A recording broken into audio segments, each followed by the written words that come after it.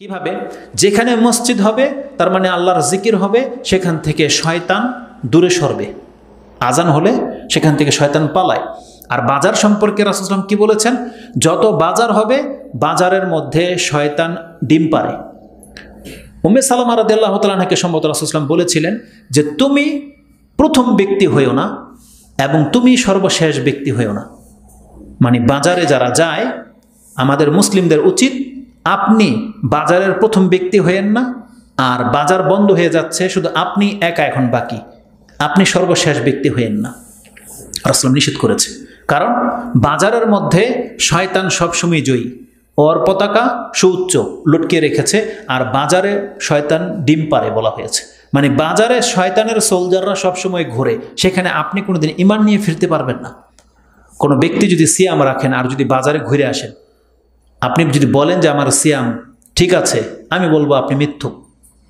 কারণ সাহাবায়ে কেরামরা তারা সিয়াম রেখে ঘরে থাকতো বা মসজিদে থাকতো, তাদের যুগের কোনো ফিতনা ছিল না। আর আজকে আপনি সিয়াম রাখবেন আর বাজারে গিয়ে উলঙ্গ মহিলা চোখে পড়বে আর আপনি বলবেন যে আমি সিয়াম ঠিক আছে, এটা কি করে হইতে পারে? এই দৃশ্যটা রাসূল সাল্লাল্লাহু আলাইহি ওয়াসাল্লামের যুগে ছিল না। কিন্তু কোনো ব্যক্তি যেই কোনো বাজার বলেন, যেই কোনো বাজার, আপনি ঘর থেকে বের হন এখন, যেই কোনো জায়গায় এমন একটা বাজার যদি কেউ দেখাতে পারেন যে হুজুর হ্যাঁ এই বাজারটা আছে, আমি 1 ঘন্টা এখান থেকে ঘুরে আসব, একজন মহিলাও বেপরদায় আসবে না। কিন্তু আপনি 1 মিনিটের জন্য যান, 10 জন মহিলা আপনার চোখে পড়বে বেপরদায় আছে, 10 জন মহিলা পড়বে। আর তাদের ড্রেসের নমুনা আমরা ব্যক্ত করতে ব্যর্থ হব এখন, বললে আমাদের জন্য এটা শোভা পায় না যে তাদের ড্রেস আপগুলো কেমন। আর বাজার বন্ধ হয়ে যাচ্ছে, তার মানে কি রাত 9টা 10টা বাজে বাজার বন্ধ হয়ে যায়, সবাই চলে যাচ্ছে, এখন আপনার কেনাকাটা শেষ হয় না। আপনি এমন ব্যক্তি হয়েন না। তার মানে যেই ব্যক্তি প্রথমে বাজারে ঢোকে বা সর্বশেষ বাজার থেকে বের হয়, এই ব্যক্তিকে শয়তান ক্যাপচার করে নিয়েছে, শয়তান তাকে তার আয়ত্তায় এনে ফেলেছে। এটাই রাসূল সাল্লাল্লাহু আলাইহি ওয়াসাল্লাম বুঝাতে চাচ্ছেন। তো আমাদেরকে বাজার থেকে সরতে হবে। এই একটা হাদিসকে যদি আমরা সামনে রেখে কথা বলি, মসজিদের আদব গুরুত্ব সম্পর্কে আর কিছু বলার প্রয়োজন নেই। যেখানে বলা হয়েছে যে মসজিদে আল্লাহ সুবহানাহু ওয়া তাআলা সন্তুষ্টির জায়গা, মসজিদে যারা আসে তাদের জন্য আল্লাহ কত কিছু ব্যবস্থা করে রেখেছে, সেই হাদিসগুলো আমরা বলবো। কিন্তু দেখেন মসজিদের প্রতি আমাদের আস্থা নাই, মসজিদের দিকে আমরা ঝুঁকি না, আমাদের পায়তারা, আমাদের উঠা বসা, আমাদের আড্ডা সব বাজার কেন্দ্রিক। অথচ এই হাদিসগুলো তো আছে আমাদের সামনে, কিন্তু আমাদের অন্তরে কোনো জায়গা নেয় না। এই খবরগুলো কেন আমরা বিশ্বাস করি না? আরেকটা বলছিলাম যে আরেকটা কথা বলবো, সেটা হচ্ছে মসজিদে যখন আমরা ঢুকি কি দোয়া পড়ি? আল্লাহুম্মা আফতাহ আলী আবওয়াবা রাহমাতিকা। তার মানে মসজিদ শুধু আল্লাহর পছন্দনীয় জায়গা না, বরং আল্লাহর রহমতের দরজাগুলোর খোলা হয়, তাই না? এই বক্তব্যটা আমি কোথাও যেন করেছিলাম, আপনাদের সাথে শেয়ার করি। আপনার টাকায় গড়া মসজিদ, আপনার টাকায় গড়া আপনার মার্কেট, আপনার টাকায় বানিয়েছেন আপনার বাড়ি। আপনি যখন বাড়িতে ঢোকেন, বাড়িটা বিশাল, অনেক টাকা ডুপ্লেক্স করেছেন, অনেক টাকা খরচ করে। আপনি বাড়িতে ঢোকার সময় কি বলেন? বাড়িতে ঢোকার সময় বিসমিল্লাহ। এটা তো সব কাজের ক্ষেত্রে বলবেন বিসমিল্লাহ। তারপরে কি বলেন? বেশি জোর আসসালামু আলাইকুম, ঠিক আছে না? সালাম। তার মানে বাড়িটা হচ্ছে একটা শান্তির জায়গা। মানুষ ঘরে ঢুকলে কি পায়? শান্তি পায়। নিজের বাড়িতে ঢুকলে শান্তি পায়। এই শান্তিটা কি স্থায়ী না ক্ষণস্থায়ী? ক্ষণস্থায়ী। তো বাড়িতে শান্তি আছে, মার্কেটে শান্তি আছে? মার্কেটে সালামও নাই, দোয়াও নাই। তবে কোনো ব্যক্তি যদি নিজের কাফারা পুরা করতে চায়, তার একটা দোয়া আছে, জানেন এই দোয়া কেউ? যেই দোয়া পড়লে 1 লাখ নেকি হয়।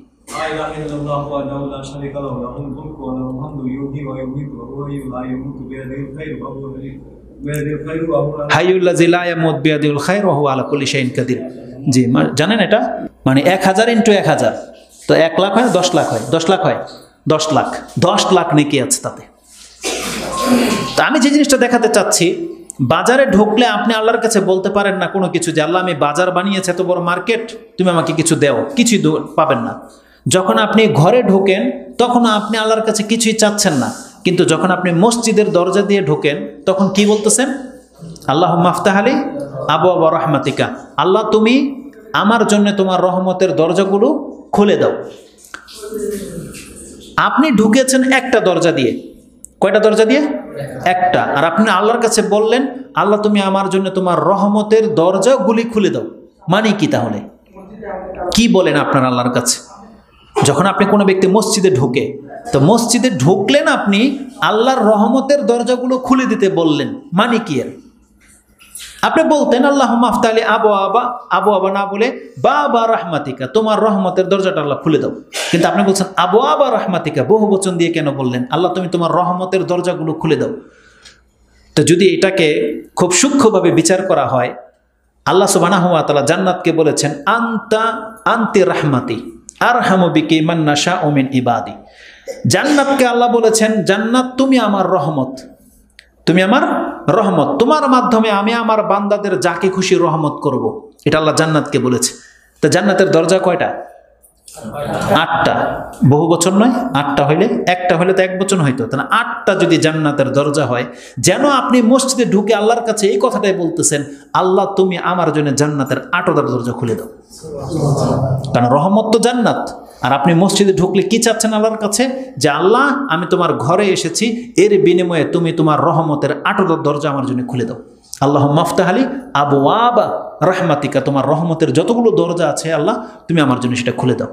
অথচ সেই মসজিদটা আপনি বানিয়েছেন টিনের হোক, বেড়ার হোক, বা যত তুচ্ছ যত কম দামি জিনিস দিয়ে বানান না কেন, যখন সেটা মসজিদের রূপ নিয়ে নেবে, তার মানে আল্লাহ বলতে চাচ্ছে এই দরজা দিয়ে যেই ব্যক্তি ঢুকবে এই ঘরের মান এমন, তার জন্য জান্নাতের 8টা দরজা খুলে দেওয়া হবে। কিন্তু এই অধিকার আমাদের ঘরে ঢুকলে নাই, যদিও টাইলসওয়ালা ঘর, মোজাইক করা ঘর, কিন্তু আপনি আল্লাহর কাছে 1000বার বললেও, বা এই সাহসী নেই আপনার যে আল্লাহ আমার হালাল টাকাটা করেছি, আল্লাহ তার বিনিময়ে তুমি আমাকে জান্নাত দাও, দিবেন আল্লাহ আপনাকে জান্নাত। কিন্তু মসজিদ এমন একটা জায়গা, তার মানে এই জমিনের মধ্যে আল্লাহ মসজিদ বানাতে দিয়ে আমাদের জন্য একটা সহজ রাস্তা করে দিয়েছে জান্নাতের। কারণ রাসূল সাল্লাল্লাহু আলাইহি ওয়াসাল্লামের এক হাদিস তো আছেই যে আমার জন্য পুরো জমিনটাকে আল্লাহ মসজিদ বানিয়ে দিয়েছে। তাহলে সেজদা মসজিদের যে কোনো জমিনে করলেই হইতো। কিন্তু মসজিদ কেন খাসভাবে বানানোর প্রয়োজন হইল? এটা এই জন্যে বানানোর প্রয়োজন হয়েছে, মূলত আল্লাহ এই কাজের বিনিময়ে আল্লাহ আপনাকে নাজাত দিতে চায়, আল্লাহ আপনাকে জান্নাতে স্পেশাল কিছু দিতে চায়। এই জন্য আল্লাহ মসজিদ বানাতে বলেছে। এই জন্য মসজিদ হচ্ছে এমন জায়গা যেখানে আল্লাহ সুবহানাহু ওয়া তাআলার রহমত পাওয়া যায়।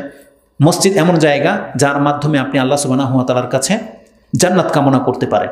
এটা হচ্ছে মসজিদ। এই জন্য আমাদের ইনভেস্টগুলো মসজিদ কেন্দ্রিক হইতে হবে, না আমাদের বাড়িতে, না আমাদের মেল ফ্যাক্টরি বা কিছু। কিন্তু আমাদের আদর্শটা পুরোই ভিন্ন, রাসূল সাল্লাল্লাহু আলাইহি ওয়াসাল্লাম থেকে একবারে পুরোই ভিন্ন। এটাও আপনাকে আমি, আপনার স্মরণে আছে হয়তো বা জানেন আপনি, তবে আমি স্মরণ করিয়ে দিই। আমাদের সাথে রাসূলুল্লাহ সাল্লাল্লাহু আলাইহি ওয়াসাল্লামের বেমিলটা কোথায় জানেন? রাসূলুল্লাহ সাল্লাল্লাহু আলাইহি ওয়াসাল্লাম তিনি আল্লাহর প্রতি ঈমান এনেছেন এবং ঈমান আনার মতো ঈমান এনেছেন, এবং তিনি জান্নাত জাহান্নাম দেখে নেওয়ার ফলে তার যেই কাজ সুবহানাল্লাহ দুনিয়াবি একটাও হয়নি, একটা কাজও সে দুনিয়ার জন্য করেনি। সব থেকে উত্তম নমুনা হচ্ছে যেই দিন রাসূল সাল্লাল্লাহু আলাইহি ওয়াসাল্লাম মক্কা থেকে মদিনায় এসেছেন, একটা মানুষ যখন ঘর বাড়ি ছেড়ে দিয়ে আপনার এলাকায় আসবে, সব থেকে বেশি প্রয়োজন তার কি হয়? থাকার জায়গা, খাওয়ার, তাই না? এটাই সবচেয়ে বেশি প্রয়োজন হয়। মুহাম্মদ সাল্লাল্লাহু আলাইহি ওয়াসাল্লামের কি এটা প্রয়োজন হয় নাই? এটাই হয়েছিল।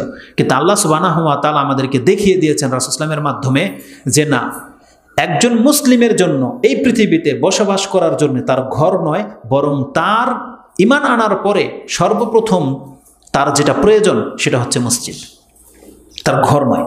আপনি ঈমান এনেছেন, আপনার এলাকা থেকে আপনাকে বের করে দিল, যেই এলাকায় আপনি যাবেন সেখানে গিয়ে আপনার ঘর নয়, বরং সর্বপ্রথম আপনার মসজিদ প্রয়োজন। মসজিদ প্রয়োজন যদি প্রকৃত অর্থে আপনি মুসলিম হয়ে থাকেন। আর যদি তথাকথিত ব্যক্তি হন, মানুষ হন, তাহলে আপনার জন্য ঘরই প্রয়োজন। কিন্তু প্রকৃত মুসলিমদের জন্য কি প্রয়োজন? মসজিদ প্রয়োজন। কারণ আমাদের ধর্মের নীতি বা আমাদের ধর্মের যে দিক নির্দেশনাগুলো আছে, এটা আসলে মসজিদবিহীন কোনো দিন বাস্তবায়ন করতে কেউ পারবে না। তাই মুহাম্মদ রাসূলুল্লাহ সাল্লাল্লাহু আলাইহি ওয়াসাল্লাম যখনই মক্কা থেকে মদিনায় হিজরত করে এসেছেন, সর্বপ্রথম নিজের নয় বরং মসজিদ বানিয়েছিলেন। আরেকটা কথা স্মরণ করিয়ে দিই, এই পৃথিবীতে একটা আয়াতকে কেন্দ্র করে আমরা বলতে পারি, আদম আলাইহিস সালামকে যখন এই পৃথিবীতে নাজিল করা হয়েছে, আমার মনে হয় না যে আদম আলাইহিস সালাম প্রথমে তিনি তার ঘর বানিয়েছিলেন। কারণ আল্লাহ সুবহানাহু ওয়া তাআলা কি বলেছেন?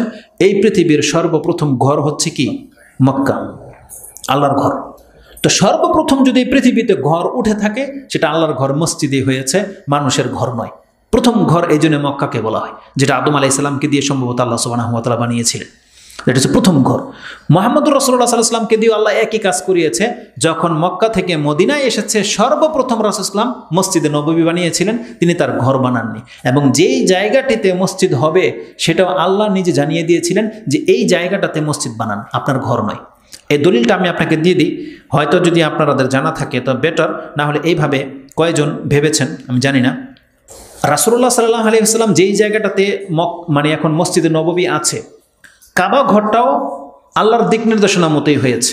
কারণ যেখানে আল্লাহ ঘর বানাতে বলেছে ওইখানে কিন্তু ইব্রাহিম আলাইহিস সালাম কাওয়াইদ মানে ভিত রেখেছেন। মদিনার মসজিদটা যেখানে হবে সেখানে আল্লাহ সুবহানাহু ওয়া তাআলা বলে দিয়েছেন যে এই জায়গাটাতে মসজিদ হবে। কিভাবে? রাসূলুল্লাহ সাল্লাল্লাহু আলাইহি ওয়াসাল্লাম যখন মদিনাতে এসেছেন, আব্দুল্লাহ ইবনে জুবায়ের তিনি বর্ণনা করতেছেন, আন্না রাসূলুল্লাহ সাল্লাল্লাহু আলাইহি সাল্লাম কাদিমাল মদিনা, যখন মদিনাতে এসেছেন তখন আতাহুন নাস, মানুষরা তাকে ঘিরে ধরেছে। ফাকালু ইয়া রাসূলুল্লাহি আল মনজিলু, আপনার মঞ্জিল আমার বাড়িতে, আমার কাছে। সবাই রাসূল সাল্লাল্লাহু আলাইহি ওয়াসাল্লামকে নেওয়ার জন্য ভিড় করেছে, উটের লাগাম ধরে টেনে নিচ্ছিল। ফানবাআসাত বিহি রাহিলাতাহু, প্রত্যেকেই রাসূল সাল্লাল্লাহু আলাইহি ওয়াসাল্লামের রাহেলাটাকে টেনে ধরতেছিল, লাগামটাকে ধরতেছিল।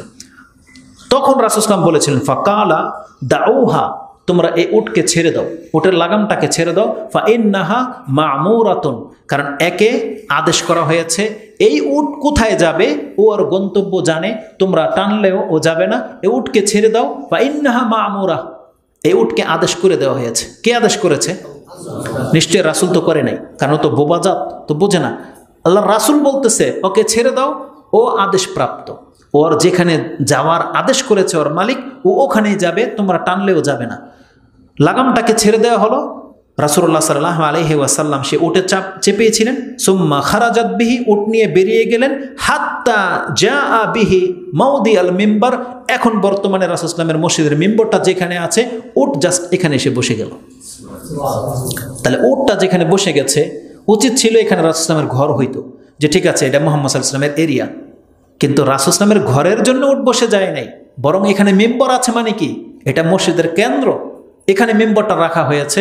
তার মানে আল্লাহর পক্ষ থেকে জানিয়ে দেওয়া হয়েছে যে এখানে আপনি প্রথমে মসজিদের ভিত কায়েম করেন, সেই জায়গাটাতে মসজিদ হয়েছে। তারপর রাসূল সাল্লাল্লাহু আলাইহি ওয়াসাল্লামের কোন এক সাহাবীর বাসায় তিনি আশ্রয় অবস্থায় ছিলেন। তার মানে মদিনাতে প্রথমে এসে রাসূল সাল্লাল্লাহু আলাইহি ওয়াসাল্লাম মসজিদ বানিয়েছেন, আর সেই জায়গাটাকে আল্লাহ চুজ করেছে, আল্লাহ দেখিয়ে দিয়েছে যে এই জায়গায় হতে হবে। তো আমি যেটা বোঝাতে চাচ্ছি যে সর্বপ্রথম এই পৃথিবীতে ঘর বানিয়েছে সেটাও মসজিদ।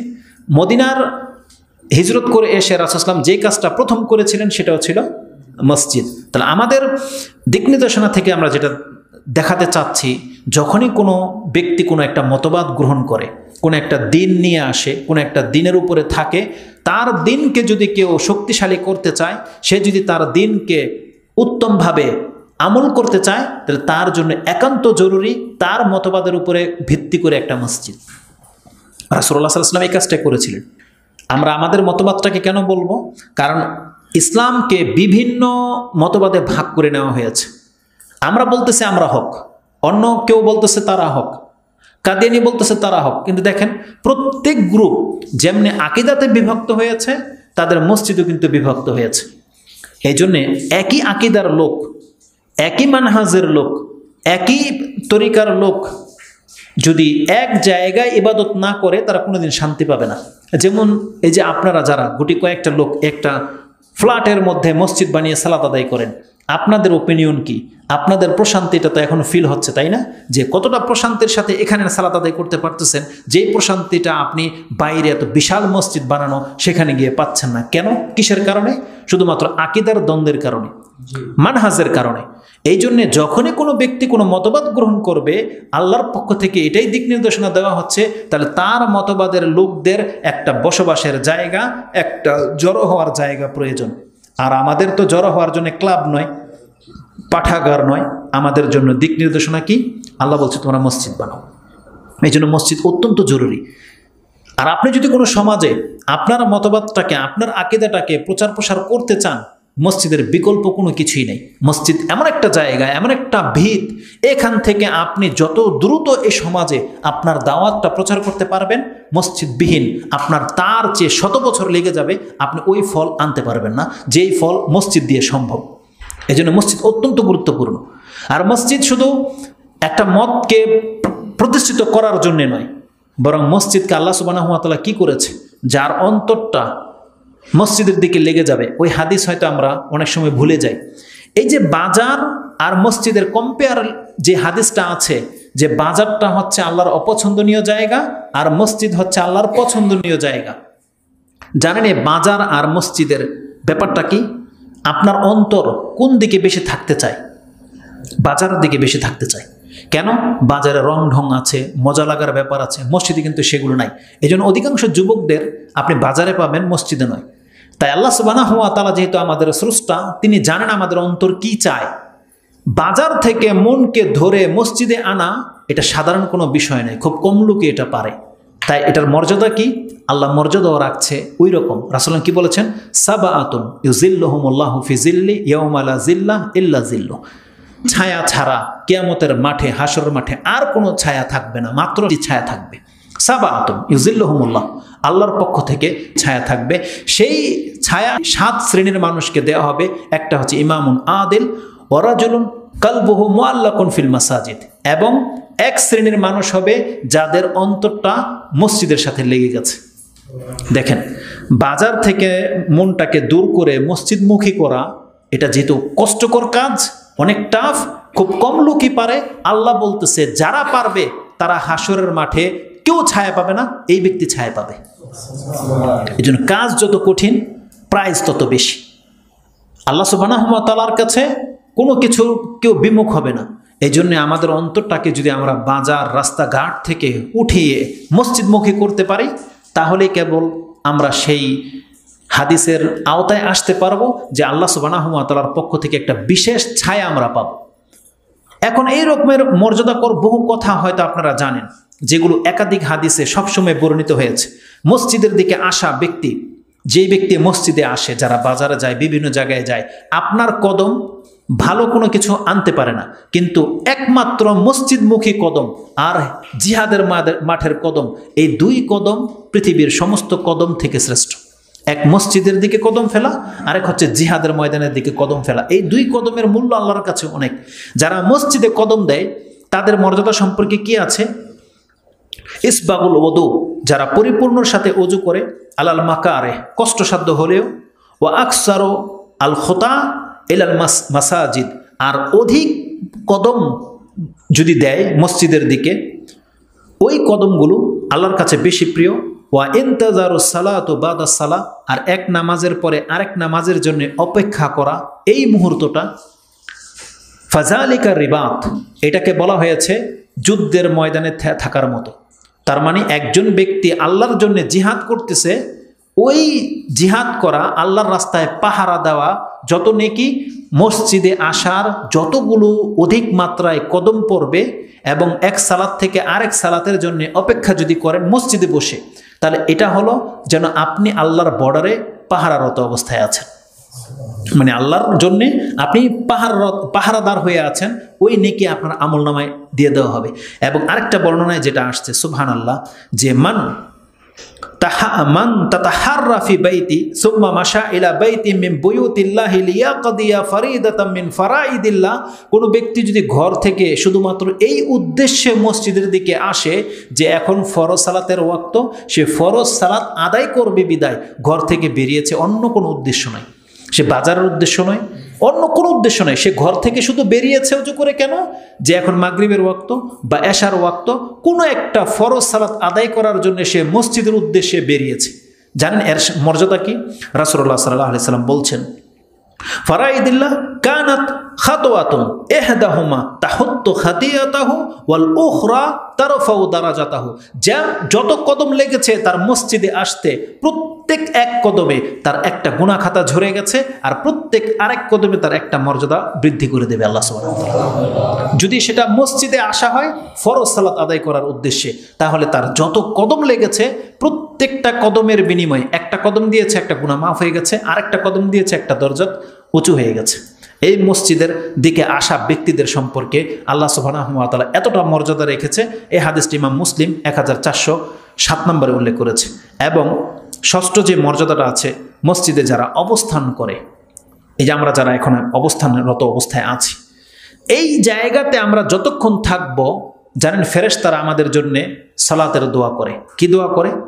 রাসূল বলছেন ফাইজা দাখাল আল মসজিদ কানা ফিস সালাহ, যখন কোনো ব্যক্তি মসজিদে ঢোকে যেন সে সালাতে আছে। মা কানাতি সালাতু ফি তাহবিসুহা, যখন কোনো ব্যক্তি মসজিদে এসে বসে অপেক্ষা করতে থাকে, তাহলে সে ততক্ষণ পর্যন্ত নামাজে আছে যেই নামাজের জন্য সে অপেক্ষায় আছে।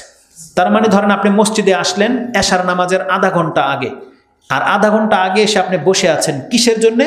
যে এখন এশার আজান হবে, এশার জামাত হবে, এই জন্য বসে আছেন। যতক্ষণ আপনার এশার নামাজ পড়তে যতক্ষণ সময় লাগবে, যে একটা ব্যক্তি আল্লাহু আকবার বলে এশার নামাজে দাঁড়িয়ে গেছে, কোনো ব্যক্তি যদি আধা ঘন্টা এশার নামাজ পড়ে তার কত নেকি হবে? যতক্ষণ সে নামাজ পড়বে তত নেকি না? রাসূল সাল্লাল্লাহু আলাইহি ওয়াসাল্লাম বলছেন কোনো ব্যক্তি মসজিদে এসে যদি কোনো নামাজের জন্য অপেক্ষা করে, সেই নামাজ পড়তে থাকলে যে নেকি হতো, এই বসে বসে তার আমল নামায় সেই নেকি লেখা হতে থাকবে। তার মানে এশার নামাজের মধ্যে আমরা এখন আছি, কত লম্বা নামাজ আমরা আদায় করতেছি, তার আমল নামার মধ্যে সেটা লেখা হয়ে যাবে। ওয়াল মালাইকাতু, আর ফেরেশতারা কি করে? ইউসাল্লুনা আলা আহাদিকুম মা দামা ফি মাজলিসিল আল্লাজি সাল্লা ফি, যেই জায়গায় সে নামাজ পড়েছে সেই জায়গায় যতক্ষণ পর্যন্ত বসা থাকবে, বা যেই জায়গাটাতে আপনি নামাজ পড়বেন সেই জায়গায় যদি বসে থাকেন, ততক্ষণ পর্যন্ত ফেরেশতারা আপনার জন্য সালাত পাঠ করতে থাকে। এই যে সালাত শব্দটা, আমরা তো রাসূল সাল্লাল্লাহু উপরে সালাত পড়ি, তাই না? আল্লাহুম্মা সাল্লি আলা মুহাম্মদ, আল্লাহ নবীর উপরে আমরা সালাত পাঠ করি, কিন্তু আমাদের উপরে সালাত পাঠ করে ফেরেশতারা। তাহলে সালাত মানে কি? এই হাদিসের মধ্যে সেই ব্যাখ্যাটা আছে। ইয়াকুলুনা, তার আল্লাহর কাছে যে বলে যে আমাদের উপরে যে সালাত পাঠ করে, এর অর্থটা কি? ইয়াকুলুনা আল্লাহুম্মা রহামহুম, আল্লাহ এদের উপরে রহম করো। আল্লাহুম্মা গফির লাহুম, আল্লাহ এদেরকে ক্ষমা করো। আল্লাহুম্মা তুব আলাই, আল্লাহ তাদের তওবা কবুল করো। মালাম ইউজিফি মালাম ইউহদিসুফি, যতক্ষণ পর্যন্ত সে সেখানে কোনো পাপ না করবে, যতক্ষণ পর্যন্ত সে সেখানে কোনো অন্যায় কাজ না করবে বা তার ওযু না ছুটবে, এটাও বর্ণনা করা হয়েছে, ততক্ষণ পর্যন্ত ফেরেশতারা বলতে থাকে আল্লাহ এর উপরে রহম করো, আল্লাহ তুমি এরকে ক্ষমা করো, আল্লাহ তুমি এর তওবা কবুল করো। তার মানে সালাত শব্দটার মধ্যে তওবা কবুল করার কথা আছে, রহমতের কথা আছে, ক্ষমার কথাটা আছে। এটা কি ঠিক হইল? দুই জায়গায় কিন্তু সালাত শব্দটা আছে। মান সাল্লা আলাইয়া ওয়াহিদান, যেই ব্যক্তি আমার উপরে একবার সালাত পড়ে, তার মানে সে কি পাবে আল্লাহর পক্ষ থেকে? সাল্লাল্লাহু আলাইহি আশরা, তার মানে আল্লাহ তার উপরে 10 বার সালাত নাজিল করবে। এমনটা ট্রান্সলেট হওয়া উচিত ছিল না? যে যেই ব্যক্তি রাসূলের উপরে একবার সালাত পড়বে, আল্লাহ তার উপরে 10 বার সালাত নাজিল করবে, এটা হওয়া উচিত ছিল না? আর যদি আপনি বাংলা ট্রান্সলেট করেন তাহলে কি হইতো? তাহলে সালাতের বাংলা কি ওটা বলতে হইতো যে কেউ যদি নবীর উপরে এই দোয়াটা করে তাহলে সে আল্লাহর পক্ষ থেকে এটা 10 বার প্রাপ্ত হবে। সালাত শব্দের অর্থ যদি আমরা এই হাদিস থেকে নেই, যে সালাত মানে হচ্ছে রহমতের দোয়া করা, সালাত মানে হচ্ছে ক্ষমা, সালাত মানে হচ্ছে তওবা কবুল করা। তার মানে আমরা যদি বলি আল্লাহুম্মা সাল্লি আলা মুহাম্মদ, এর মানে কি হলো? আল্লাহ তুমি নবীর উপরে রহমত করো, আল্লাহ তুমি নবীকে ক্ষমা করো, আল্লাহ তুমি নবীর তওবা কবুল করো, বা তুমি নবীকে গ্রহণ করো, তাই না? সালাত শব্দের মধ্যে 3টা জিনিস আছে। তাহলে আপনি যখন বললেন যে কেউ যদি রাসূলের উপরে একবার সালাত পাঠ করে, তাহলে আপনি তো এই 3টা জিনিসে 10 বার প্রাপ্ত হবেন, তাই না? কারণ আপনি তো রাসূলকে কয়টা দিয়েছেন? 3টা, ক্ষমা, রহমত আর আল্লাহর কাছে গ্রহণযোগ্যতা, তাই না? সালাতের মধ্যে যদি 3টা শব্দ থাকে, তাই ট্রান্সলেটও 3টাই আপনি প্রাপ্য, কিন্তু আপনাকে দেওয়া হচ্ছে মাত্র একটা। কি বলা হচ্ছে? কেউ যদি রাসূলের উপরে একবার সালাত পড়ে, আল্লাহ তার উপরে 10 বার রহমত করে। আপনার উপরে কি শুধু রহমত করে আল্লাহ? আল্লাহ আপনাকে ক্ষমাও করে, আল্লাহ আপনাকে গ্রহণও করে। তার মানে সালাতের মধ্যে 3টা জিনিস যদি থাকে, তাহলে কেউ যদি রাসূলের উপরে একবার সালাত পড়ে, আপনি 10 বার সালাত প্রাপ্ত হচ্ছেন। আর সালাত মানে কি? আপনার উপরে রহম করা, আপনাকে ক্ষমা করা, আপনাকে আল্লাহ কবুল করে নেবে 3 বার। 3টা জিনিস সালাতের মধ্যে আছে। তাহলে ফেরেশতারা আমাদের উপরে 3টা জিনিসের দোয়া করে যতক্ষণ পর্যন্ত আমরা কোনো জায়গায় বসে থাকি, বিশেষ করে মসজিদে যখন যেখানে বসে থাকি সালাতের উদ্দেশ্যে, তাহলে মসজিদে বসে থাকলে ফয়দা, মসজিদের দিকে আসলে ফয়দা, মসজিদ বানালে ফয়দা, মসজিদের পার্শ্ববর্তী তাদেরও ফয়দা রয়েছে। এমনকি যেই জায়গাগুলোতে মসজিদ হয় সেটা আমরা উল্লেখ করেছি যে এত গুরুত্বপূর্ণ বিষয় হচ্ছে মসজিদের ব্যাপারে। আর সর্বশেষ একটা হাদিস আমি আপনার কাছে উল্লেখ করি। আমরা অনেক সময় খুঁজি যে সাদকায়ে জারিয়া কিভাবে করা হয়। সাদকায়ে জারিয়া এটা সব থেকে বেশি গুরুত্বপূর্ণ আমাদের জন্য। অনেক সময় বাপ মার জন্য, মৃত ব্যক্তিদের জন্য আমরা সাদকায়ে জারিয়া খুঁজি যে কোথায় আমরা সাদকা করব। একটা হাদিস আজকে নিয়ে নেন, তাতে সাদকায়ে জারিয়ার কয়েকটা দিক, মোটা মোটা দিক রাসূল সাল্লাল্লাহু আলাইহি ওয়াসাল্লাম উল্লেখ করেছে। সেই হাদিসটা মুসনাদে বাজ্জারে রয়েছে ৭২৭৯ এবং সাহিয়া তারগিব বা তারহিবের মধ্যে ৭৩ রয়েছে, সাহিউল জামিয়া আস-সাগীরের মধ্যে ৩৬০২ নম্বরে রয়েছে। আনাস রাদিয়াল্লাহু তাআলা তার বর্ণনাকারী, ক্বালা ক্বালা রাসূলুল্লাহ সাল্লাল্লাহু আলাইহি ওয়াসাল্লাম সাবউন ইয়াজরি লিল আবদি আজরুহুন্না মিন বাদি মৌতিহি। ৭টা জিনিস আছে তার মৃত্যুর পরেও তাকে নেকি পৌঁছাতে থাকবে। আপনি যদি ৭টার কোনো একটা কিছু এই জমিনে করে যান, তাহলে আপনার মরে যাওয়ার পরে ওই আপনার কর্ম আপনাকে নেকি পৌঁছাবে কবরে। ৭টা এরকম কাজ আছে। সেটা কি? ওহিয়াফি কবরিহি, মানে আপনার কবরে আপনার নেকি পৌঁছবে। কি করলে? মান আল্লামা ইলমান, যেই ব্যক্তি কাউকে শিক্ষা দিল। মানে আপনি ছাত্র যদি তৈরি করতে পারেন, তাহলে এই ছাত্ররা যত নেকি করবে এই নেকি আপনার কবরে পৌঁছবে। আপনার এলম যদি ছড়িয়ে যান, আপনার কাছ থেকে যারা এলেম নিয়েছে, এই তালেবুল এলেম যারা, আপনার এলেম দ্বারা যারা উপকৃত হয়েছে, তাদের নেকির কারণে আপনার কবরে সেই নেকি পৌঁছবে। এই জন্য আমাদেরকে ছাত্র বানাতে হবে, শিক্ষা দিতে হবে, বাচ্চাদের হোক, যাকে হোক। মান আল্লামা ইলমান আও কারা নাহারান, কেউ যদি ঝর্ণা, নহর মানে নদী, খাল খনন করে দেয়, তার মানে যার টাকায় নহর হবে, এই নহর থেকে যত মানুষ উপকৃত হবে, যত পশু উপকৃত হবে, এক কথায় যত উপকার এই নহর থেকে হবে, আপনার কবরে এই সাদকায়ে জারিয়ার নেকি আপনার কাছে পৌঁছবে। আও হাফারা বীরান, কেউ যদি কূপ খনন করে। কূপ, এখন আমাদের সমাজে কূপের প্রয়োজন নেই, তখন আমরা এটার এগেইনস্টে কি বলতে পারি? কূপ সাধারণত পানির জন্য হয় না, তাই না? তাহলে আমরা যদি এখন নলকূপ, ডিপ টিউবওয়েল যারা বসায়, তার মানে এই ডিপ টিউবওয়েল থেকে যত পানি খাবে মানুষ, এই নেকি আপনার কবরে পৌঁছবে। তারপরে কি আছে? আও গারাসা নাখলান, কেউ যদি গাছ রোপণ করে। কেউ যদি চায় যে কবরে আমার নেকি যাক, তাহলে তার উচিত রাস্তাঘাটে যেখানে সেখানে গাছ লাগানো। কেউ যদি গাছ লাগায়, তাহলে এই গাছের ফল হচ্ছে সব সাদাকা। আপনি খেলে সাদাকা, আপনার পরিবারের লোকে খেলে সাদাকা, রাস্তার কোনো পথিক খাক সাদাকা, পাখি খাইলে সাদাকা, চুরি হয়ে গেলে সাদাকা, পচে পড়ে গেলে সাদাকা। সুবহানাল্লাহ, এটা প্রত্যেকটা হাদিসে বুখারী এবং মুসলিমে আছে, পচে পড়ে গেলে সাদাকা। তাহলে এটা হচ্ছে সাদকায়ে জারিয়া। আও বানা মসজিদান, তাহলে আমাদের উদ্দেশ্য এই হাদিসের এটা। আর কেউ যদি মসজিদ বানায়, তাহলে এই মসজিদ যতদিন পর্যন্ত পৃথিবীর জমিনে টিকে থাকবে, তার মানে ততদিন কবরে সে নেকি পেতে থাকবে। এটা হচ্ছে সাদকায়ে জারিয়ার একটা উৎস। কি? মসজিদ বানানো, যেমন গাছ লাগানো, তেমন হচ্ছে মসজিদ বানানো। আও ওয়াররাসা মুসহাফান, অথবা কেউ যেন কোরআনের মুসহাফ অন্যকে দেয়, ওয়ারিস করে, মুসহাফের ওয়ারিস, বা অনেক মুসহাফ, যেমন সৌদি আরবে বাদশাহ ফাহাদ সম্ভবত তার একটা প্রেসে আছে, সেখানে শুধু তার টাকায় কোরআন ছাপে, 1 টাকাও কার কাছ থেকে নেয় না। তার প্রেস, শুধু সে প্রেস করেছে, শুধু এটাতে কোরআন ছাপবে, পুরো ওয়ার্ল্ডে ছড়িয়ে দিচ্ছে সে কোরআন। তার মানে তারা এই সাদকায়ে জারিয়াগুলো গ্রহণ করেছে। আও তারাকা ওয়ালাদান ইস্তাগফিরু লাহু বাদা মৌতিহি, অথবা এই জমিনে এত সংখ্যায় আপনার সন্তান জন্মে যান, যেই সন্তানরা আপনার জন্য দোয়া করবে। এটা আরো সহজ পথ, যেন আপনার টাকাই লাগবে না। বিয়ে করেন, সন্তান জন্মান, তাহলে কি হবে? সেটা পুরুষ মহিলা সবার জন্য। সন্তান জন্মান, কত পারেন জন্মান, আপনার টাকা লাগবে না। আপনাকে আল্লাহ একবার সহজ রাস্তা করে দিয়েছে সাদকায়ে জারিয়া, যে বান্দা তুমি ভোগ করো, সন্তান জন্মাও, এই সন্তান তোমার জন্য যতদিন ইস্তেগফার করবে, ওই নেকি তোমার কবরে পৌঁছে যাবে। কিন্তু আমরা এখানেও মাহরুম, আমরা এত কৃপণ, আমরা টাকাও খরচ করতে জানি না, আমরা আমাদের বীর্যও খরচ করতে শিখি নাই, আমরা এগুলোকে নষ্ট করে দিই। তার মানে একটার বেশি বাচ্চা আমরা নিই না। আমাদের অধিকাংশ কি? 1টা 2টা হইলে যথেষ্ট, 1টা হইলে আরো ভালো, আর না হইলে আরো ভালো। অথচ সাদকায়ে জারিয়ার রাস্তাগুলো আমরা বন্ধ করে দিচ্ছি। অথচ রাসূল সাল্লাল্লাহু আলাইহি ওয়াসাল্লাম বলছেন, তোমরা এমন মহিলাদেরকে বিয়ে করো যে বেশি ভালোবাসতে পারে, বেশি সন্তান দিতে পারে। তাজাওয়াজু আল ওয়ালুদ আল ওয়াদুদ আল ওয়ালুদ, ভালোবাসতে পারে, সন্তান বেশি জন্ম দিতে পারে, এমন মহিলাদেরকে বিয়ে করো। কিন্তু আমরা এমন মহিলাদেরকে বিয়ে করেছি যাদের 1টা 2টা পেট কেটে বের করতে পারলে বাস শেষ, লাইফ শেষ, একেবারে রাস্তা বন্ধ, পুরোই বন্ধ হয়ে গেছে, আমাদের রিজিক বন্ধ হয়ে গেছে।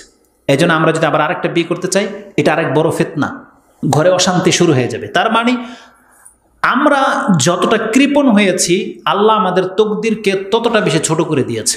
না আমরা টাকা খরচ করার মাধ্যমে পরকাল কামাচ্ছি, আর না আমরা সন্তান জন্ম দিয়ে পরকাল কামাতে পারতেছি। কিছুই না, আমাদের রাস্তাগুলো সব বন্ধ হয়ে যাচ্ছে। আমরা যেন শুধুমাত্র দুনিয়া নিয়ে, নিজের মান মর্যাদা স্ট্যাটাস এগুলো নিয়ে পড়ে আছি, কিন্তু নাজাতের কারো কোনো চিন্তা নেই। কিন্তু প্রত্যেকটা মানুষের কিছু না কিছু এই জমিনে এমন কিছু করে যাওয়া উচিত যেটা মরে গেলেও তা থেকে সে কল্যাণপ্রাপ্ত হতে পারে। আপনাকে অনেকগুলো রাস্তা দেখিয়ে দেওয়া হয়েছে, আপনি সেই রাস্তার কোনো একটা আপনি গ্রহণ করেন। এটা শুধু আজকে আমাদের মসজিদ নিয়ে আলোচনা, কিন্তু এই হাদিস থেকে যেহেতু আমরা অনেক কিছু পাচ্ছি, এক কথায় আমাদেরকে এই জমিনে টার্গেট করতে হবে। আমি তো বেশি দিন থাকবো না, কিন্তু আমি আমার নাজাতের জন্যে আমি এই আল্লাহর জমিনে এমন একটা কিছু করে যাই যাতে করে মরার পরেও আমি নেকি পেতে পারি। তো এই 7টার মধ্যে একটা হচ্ছে মসজিদ বানানো, আমাদেরকে মসজিদ বানাতে হবে। এবার আমরা মূল কথায় আসি। কেন এই লম্বা আলোচনা? কারণ এই ভিডিওটার মধ্যে আমরা একটা ছবি পোস্ট করব। ওই বিল্ডিংয়ের উপর থেকে আপনি পুরো জায়গাটার একটা ছবি তুলবেন, তুলে আমরা এটার সাথে অ্যাড করব কোন জায়গায় মসজিদটা হবে, কারা কারা প্ল্যান করতেছেন, কারা কারা এর সাথে জড়িত হয়েছেন, তারা এই নাম লিস্ট থাকবে। একটা মজার কথা বলে দিই,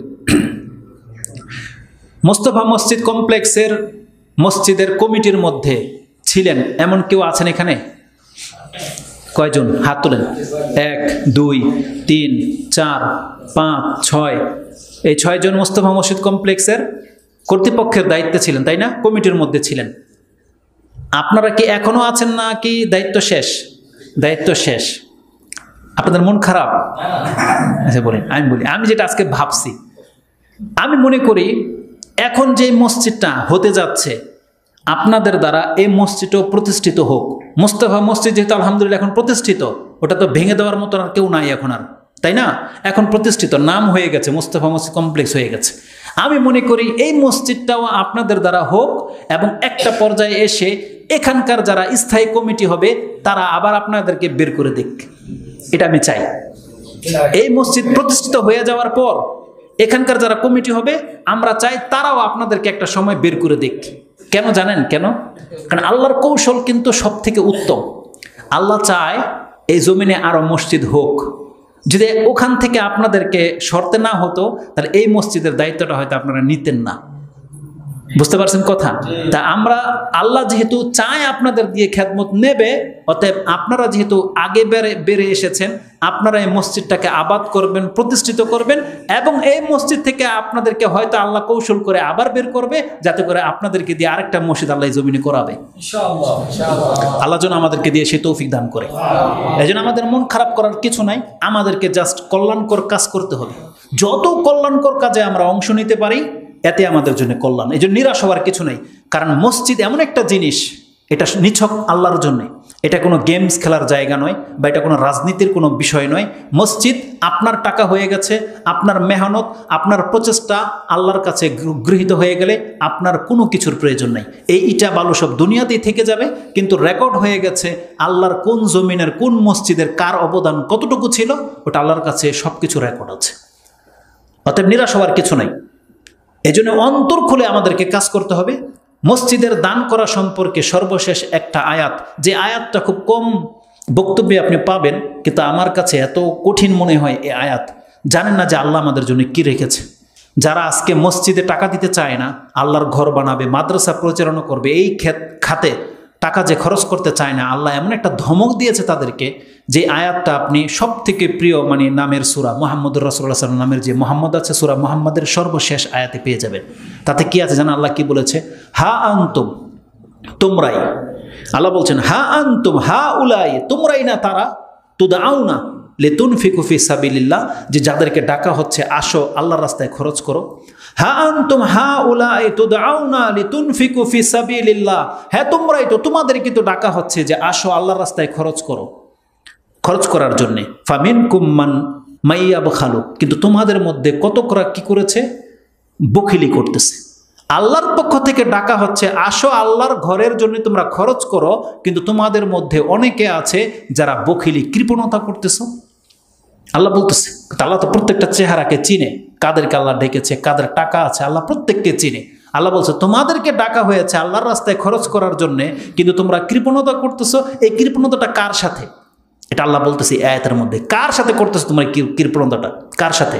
এলাকাবাসীর সাথে, কমিটির সাথে, যারা মসজিদ বানাবে তোমরা ডাকছে তাদের সাথে না, বরং আল্লাহ সুবহানাহু ওয়া তাআলা বলতেছেন ওয়ামাইয়া বখাল ফাইন্নামা ইয়াবখালু আলা নাফসিহি, সে আল্লাহর সাথেও কৃপণতা করে নাই, কমিটির সাথেও না, এলাকাবাসীর সাথেও না, বরং সে তার নাফসের উপরে কৃপণতা করলো, তার নাফসের উপরে, আর কিছু না। কারণ ওয়াল্লাহু গানিউন ওয়া আনতুমুল ফুকারা, আল্লাহ তো গানি, এটার ভাগ তোমাদের প্রয়োজন, আল্লাহর নয়।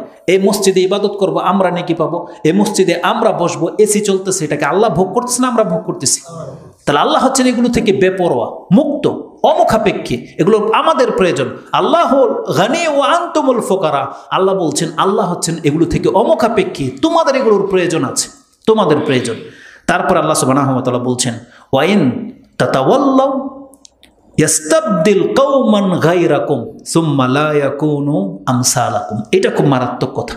আল্লাহ বলছেন যদি এখন তোমরা আল্লাহর রাস্তায় খরচ করা থেকে মুখ ফিরিয়ে নাও, কোনো আপত্তি নেই। আল্লাহ বলছেন আল্লাহ তোমাদের জায়গায় এমন ব্যক্তিদেরকে হেদায়েত করে দেবে, এমন ব্যক্তিদেরকে সৃষ্টি করে দেবে যারা তোমাদের মতো অধম হবে না। আল্লাহ বলছেন তারা তোমাদের মতো হবে না। আজকে দেখেন না কেন, যারা বাপদাদার সূত্রে মুসলিম, হুজুরের ঘরের সন্তান, আলেমের ঘরের সন্তান, তারা কয়টা মসজিদ করেছে? বরং ইউরোপিয়ান দেশগুলো থেকে যারা দিনের দাওয়াত পাচ্ছে, অমুসলিমরা মুসলিম হচ্ছে, তারা তাদের সর্বস্ব ইসলামের জন্য লুটিয়ে দিচ্ছে, সর্বস্ব। কত টাকা খরচ করেছিল আশেপাশের লোকেরা, কিন্তু যা করেছিল সাহাবা ইকরামরা, আনসারগণ, কি করেছিল? তারা তাদের জীবনের সব কিছুকে বিলিয়ে দিয়ে দিয়েছিল। আর মুহাজিররা তো সব কিছু ত্যাগ করে দিয়ে চলে এসেছিল আল্লাহর জন্য। তা আল্লাহ সুবহানাহু ওয়া তাআলা তাদেরকে রাসূল সাল্লাল্লাহু আলাইহি ওয়াসাল্লাম যেহেতু জীবিত আর সাহাবীরা উপস্থিত, ধমকটা আল্লাহ তাদেরকে দিয়েছিল এত টাকা খরচ করার পরেও। আর আল্লাহ আমাদের প্রত্যেকের অন্তরের খবর জানে, অথচ আমরা যে মুখ ফিরিয়ে নিয়েছি আল্লাহর রাস্তায় খরচ করা থেকে, আল্লাহকে আমাদের অন্তরের খবর জানে না? আল্লাহ জানে। আল্লাহ বলতেছেন অতএব ওয়াইন তাতাওয়াল্লাউ, তোমরা যদি মুখ ফিরিয়ে নাও এই কাজ থেকে, ইয়াস্তাবদিল কওমান গায়রাকুম, আল্লাহ তোমাদের পরিবর্তে অন্য লোকদেরকে স্থলাভিষিক্ত করে দেবে, সুম্মা লা ইয়াকুনু আমসালাকুম, যারা তোমাদের মতো হবে না। তার মানে ওই দায়িত্ব যখন তারা নিয়ে নেবে, তারা আমাদের মতন পিঠ ফিরাবে না, তারা সেটাকে বাস্তবায়ন করেই ছেড়ে দেবে। এই জন্যে আরেকটা রেজাল্ট হচ্ছে, বাংলার জমিনের ইতিহাস যদি আপনি জানেন, যেখানেই দেখবেন, খোঁজ নিয়ে দেখেন, কোনো একটা জায়গায় মসজিদ করার পরিকল্পনা কেউ হাতে নিয়েছে, আপনি দেখতে পাবেন সেখানে মসজিদ হয়ে গেছে। কিভাবে হয়েছে সে নিজে বলতে পারবে না।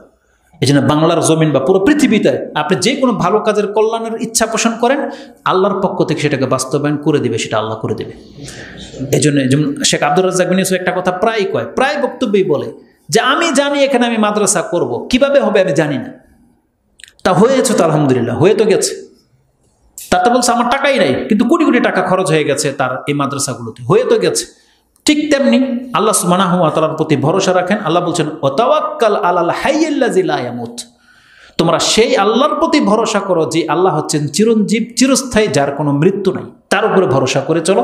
ইনশাআল্লাহুল আজিজ যে পদক্ষেপ নিয়েছেন, আল্লাহর উপরে ভরসা করে নেমে যান, আল্লাহ সুবহানাহু ওয়া তাআলা ব্যবস্থা করে দেবে, ব্যবস্থা করে দেবে। আর যারা আশেপাশে মুসলিম আছে, যাদের ঘরে টাইলস, বাথরুমে টাইলস, তাদের ব্যাংকে লাখ লাখ টাকা জমা, তারা থাকতেও যদি এই জায়গায় মসজিদ না হয়, একটা নাজাত পাবে না। টাইম অনুযায়ী তারা নাজাত পাবে না, নাজাতের হক রাখে না তারা নাজাতের হক। বাঁচতে হলে তাদের এলাকায় এরকম কোরআন সুন্নাহর মসজিদ গড়তে হবে, আল্লাহ তাদের কাছ থেকে জবাব চাইবে, তোমরা করলে না কেন? যারা হকের দাওয়াত পেয়ে গেছেন, আমাদেরকে করতে হবে এটা, এনিহাও, যেই কোনো অবস্থাতে। আল্লাহ আমাদেরকে তৌফিক দান করুন। আর কোনো কিছু বলার আছে এই মসজিদ সংক্রান্ত বিষয়? এখন যারা এখানে, আমি কাউকে চিনি না, কার অবস্থানটা কেমন, আপনারা এই কমিটির যারা লোক তাদের সাথে বসেন, কেমনি কাজটা কিভাবে করা যায়, আমরা সার্বিকভাবে আপনাদের পাশে আছি, আমাদের মিডিয়া আছে, আমরা সেটাতে প্রচার করব। এবং আমি আমার পক্ষ থেকে দায়িত্ব নিয়ে নিলাম, আমি 1 লাখ পুরো করে দেব। ঠিক আছে, আমি 1 লাখ পুরো করে দেব। আমার যত সোর্স আছে, যারা আমাদের এই বক্তব্য, আমি আজ পর্যন্ত আমার চ্যানেল থেকে কোনো মসজিদের জন্য সরাসরি কালেকশন করি নাই, তবে আমি এই বক্তব্যটা কাটবো না, আমি এই অংশটুকু ছেড়ে দেবো যারা আমাকে পছন্দ করে। আর যারা আমার মাধ্যমে কোনো মসজিদে দিতে চায়, আমি আপনাদেরকে প্রিফার করব। ইনশাআল্লাহুল আজিজ আপনারা মসজিদের নামটা পেশ করে দিয়েন, আমি বলবো যেন আপনাদেরকে ডোনার করে। এটা আমার পক্ষ থেকে করতে পারি। আল্লাহ যেন তৌফিক দান করে এবং আল্লাহ যেন আমাদের এই প্রচেষ্টাকে কবুল করে। বাকি আপনাদের কে কি ভূমিকা পালন করবেন এই মসজিদের ক্ষেত্রে এখানে দাঁড়িয়ে সরাসরি এলান করে বলবেন, মাঠে গিয়ে এলান করবেন, এবং আমরা দেখিয়ে দিতে চাই যে ইনশাআল্লাহ এখানে একটা মসজিদ হবে। আল্লাহ যেন তৌফিক দান করে। আকুলু লিকাউলি হাযা আস্তাগফিরুল্লাহ লি ওয়া লাকুম ওয়া লিসাইরিল মুসলিমিন ফাস্তাগফিরু ইন্নাহু হুয়াল গফুরুর রহিম। আসসালামু আলাইকুম ওয়া রাহমাতুল্লাহি।